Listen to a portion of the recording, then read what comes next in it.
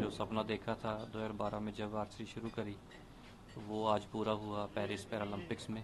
इससे पहले भी ब्रॉन्ज जीत चुका था, लेकिन गोल्ड का मज़ा ही अलग है। 5-7 मिनट बिल्कुल ऐसे ही कह लो कि पाँव ज़मीन पे नहीं लग रहे थे, लेकिन फिर फाइनल से पहले कहीं ना कहीं इस बात का भी एहसास था कि अभी एक मैच और बाकी है और यहीं आके सेटिस्फाई नहीं होना, सिल्वर से सेटिस्फाई नहीं होना है, गोल्ड जीतना है। कहीं ना कहीं मैं उस रिदम में बना रहा, उस साइकोलॉजिकली मैं उस मोमेंट में बना रहा और मैं कामयाब भी हुआ इसी तरीके से गोल्ड मेडल जीतने में।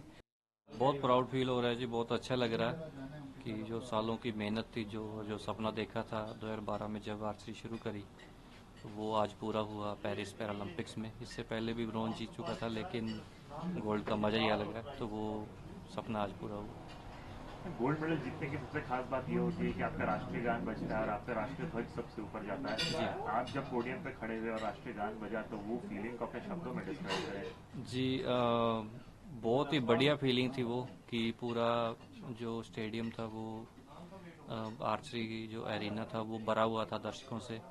और जो हमारा ट्राइकलर है, राष्ट्रीय ध्वज है, वो ऊपर जा रहा है, राष्ट्रीय गान बज रहा है। तो एक खिलाड़ी के लिए सबसे प्राउड मोमेंट होता है वो। और मुझे इस बात की खुशी है, मैं भाग्यशाली हूँ कि वो मोमेंट मेरी वजह से वहाँ पे पॉसिबल हुआ और जो इतने सारे लोग थे वो मान सम्मान दे रहे थे इंडियन ट्राई कलर को। जब भी कोई गोल्ड मेडल जीतता है या मेडल जीतता है तो मोदी जी को खासकर कॉन्ग्रेचुलेट करते हैं। पीएम जब कॉन्ग्रेचुलेट करता है किसी को तो कितना प्राउड मोमेंट होता है खिलाड़ी के लिए कि देश का प्रधानमंत्री आपको बधाई दे रहा है। जी, बहुत खुशी होती है कि जो देश के प्रधानमंत्री हैं वो खिलाड़ी को मेडल जीतने के बाद हौसला अफजाई करते हैं, यहाँ आने से पहले भी और मेडल जीतने के बाद भी। तो उन्होंने भी सोशल मीडिया के जरिए मुझे बधाई दी, अभी बात होने वाली है उनसे कल।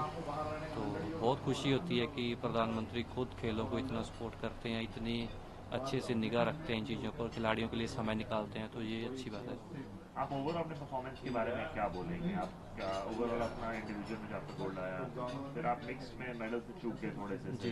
जी। तो आप ओवरऑल अपने परफॉर्मेंस के बारे में इस पैरालंपिक्स में क्या बोलेंगे? जी, देखिए हमारी तैयारी अच्छी थी।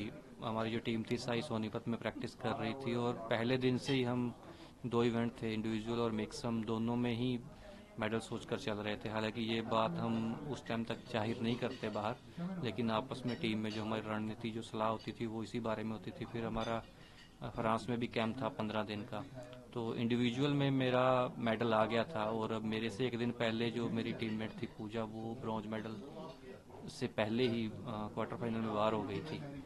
तो ये था कि इस बार दोबारा से मिक्स टीम में भी हम अच्छा खेलेंगे, मेडल जीतेंगे, लेकिन अनलकीली हम बिल्कुल पास आके ब्रॉन्ज मेडल लूज़ कर लिए।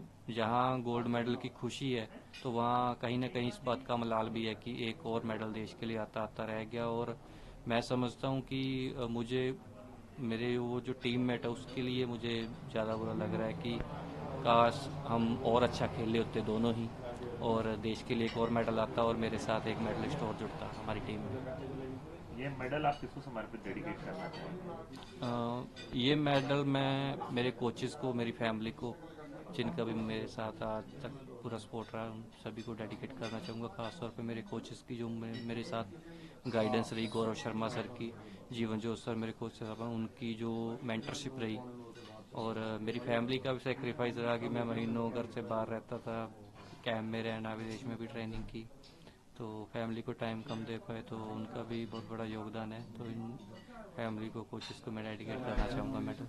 मेडल के बाद सेलिब्रेट कैसे किया? भांगड़ा वांगड़ा किया?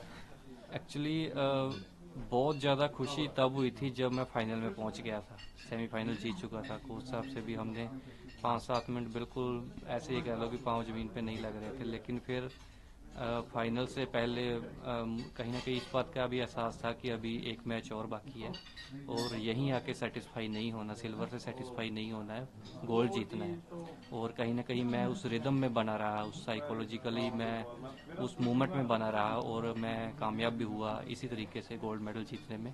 तो उसके बाद मिली जुली फीलिंग रही, क्योंकि फ़ोन मेरा कल से बंद था। मेरा आज के मैचेस पे ज़्यादा फोकस था, मिक्स टीम पे, क्योंकि इसमें भी मेडल आना ज़रूरी था हमारे लिए या मेरे साथियों के लिए, लेकिन अनलकीली इसमें मेडल नहीं आ पाया। तो जहाँ गोल्ड की खुशी है तो वहाँ चलो इस बात की थोड़ी निराशा भी है। तो इसलिए मुझे लगता है कि चलो इन चीज़ों से निकलने में भी समय लगता है, लेकिन जब गोल्ड मेडल गले में पहने देखते हैं तो देख के खुशी भी होती है। आखिरी सवाल, ये मेडल जीती मैं देश को क्या संदेश देना चाहेंगे? देश को मेरा यही संदेश है कि सबसे पहले तो मैं आम लोगों को कि आप स्पोर्ट्स से जुड़िए। जो भी दिव्यांगजन है वो पैरा एथलेटिक्स में आए, पैरा स्पोर्ट्स में आए। तो यही संदेश है मेरा, और मेरे साथी खिलाड़ियों से भी जिनके मेडल आए हैं उनको शुभकामनाएं, बधाई। और जिनके नहीं आए वो अपने आप पर भरोसा रखें, अपनी मेहनत